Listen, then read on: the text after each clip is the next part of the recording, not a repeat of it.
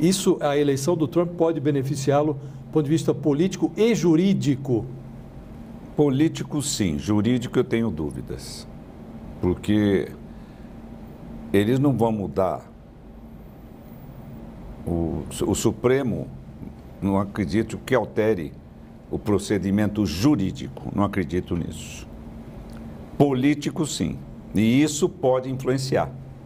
Que se tiver uma influência forte, nós podemos amanhã, não hoje, a anistia que está lá não tem nada a ver com isso, nós podemos aprovar uma anistia. Agora, essa anistia, diante desse novo quadro, o senhor disse, o Supremo não vai mudar o posicionamento deles em função da vitória do Trump. Se a coisa caminhar como se prenuncia, o Bolsonaro deve ser condenado no Supremo, o que elevaria o prazo de incompatibilidade dele, ele ficaria aí impedido de concorrer por 30 anos. O senhor acha que mesmo essa decisão do Supremo, não só a inelegibilidade já declarada pelo TSE, poderia ser revista pelo Congresso? Poderia, não tenho dúvida disso. É? Porque a direita, nós já tivemos o exemplo nessas eleições municipais. Nós já tivemos esse exemplo. O centro-direita e o centro que caminha para a direita teve um sucesso muito grande nessa eleição para prefeito e vereador. É impressionante. Mas aí, presidente, se isso ocorresse, o Congresso ia ser a última instância acima do judiciário, ia rever decisão judicial. Num caso desse, eles vão querer rever. Nós podemos esperar isso até os partidos de esquerda. Todo mundo teve anistia no Brasil. Mas quase todos os políticos nossos antigos tiveram anistia. E qual o timing para isso, o senhor imagina isso para acontecer? Porque, por exemplo, a gente ainda está no desfecho dessas investigações, né? Há uma expectativa de, eventualmente, ele também ser indiciado na questão do processo de golpe, de tentativa de golpe, e ainda tem aí vacinas e joias. Os senhores trabalham com algum cenário de tempo? Porque a eleição em 2026... daqui a pouco a gente pisca, ela está aí, né? Para poder esperar a justiça julgar, para aí o Congresso apresentar um projeto de anistia para o Bolsonaro, para ele estar elegível até 2026. Os senhores têm essa ideia e esse calendário? Na minha opinião, isso vai começar a estourar em meados de 2025. Metade do ano que vem. As condenações? As condenações devem sair antes, na minha opinião. Porque já ouviram todo mundo, estão bem adiantados. Mas essas providências para nós trabalharmos numa anistia vai ser em meados do ano que vem.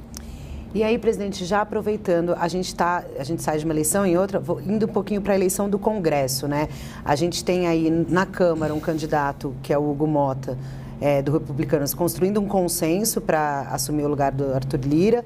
No Senado, Davi Alcolumbre também parece já muito favorito para assumir a cadeira de Rodrigo Pacheco. Esses novos presidentes, porque daí a gente está falando num projeto que tem que entrar eles. No caso do Hugo Motta, para esse consenso que ele está conquistando, ele, ao que se parece, fez aí acordos com o PT contra essas ideias de anistia a Bolsonaro. E com o PL, que tipo de acordo ele fez? Isso o senhor acredita que Hugo Motta e Alcolumbre, se estiverem, né, nas presidências das casas, eles levarão adiante? Não tenho dúvida. O que manda é a opinião pública. O Congresso tem um pavor da opinião pública. Quando você tem um voto aberto lá, você vai botar uma verba para, vamos dizer, para eleição. Quanto que vai ser o fundo? Vários deputados votam contra. E depois querem o dinheiro. Normal. Ele fala, eu tenho que botar contra porque meu eleitor é contra. Por isso que eu sou a favor até da doação por empresas. Que volte. Lógico. E não acabar com o público, porque tem gente que não vai conseguir dinheiro para a eleição. Mas porque essas empresas estariam dispostas, bancos e tudo mais, para ajudar nas eleições, para que o governo gaste menos. Porque apesar de ser muito para o governo, esse dinheiro não dá nem para saída. Porque o Brasil, não preciso falar isso, eu falo sempre, cada estado é um país, é muito dinheiro e o governo não tem dinheiro para isso. A gente vai voltar a esse assunto do financiamento da eleição.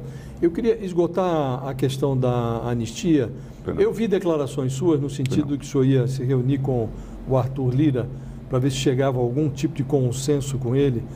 para atenuar o projeto que está lá de anistia, quem sabe reduzir a pena dos que já foram condenados, alguns a 17 anos. O senhor chegou a algum tipo de consenso com ele? Não. Porque há a perspectiva de que ele resolva isso até antes dele deixar a presidência. Isso, né? Pelo menos nesse eu cheguei. Ele falou, Valdemar, eu vou criar uma comissão especial para mostrar o que aconteceu de verdade, as barbaridades que aconteceram, e aí eu quero matar esse assunto.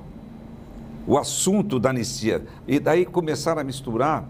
Não, porque nós vamos tocar a anistia do Bolsonaro também. Mas não é nesse processo. Nós vamos ter que fazer um outro processo. Nós temos uma dificuldade, porque nós já temos, como você falou, Josias, nós já temos a inelegibilidade dele pelo TSE. Isso. Nós vamos ter outra.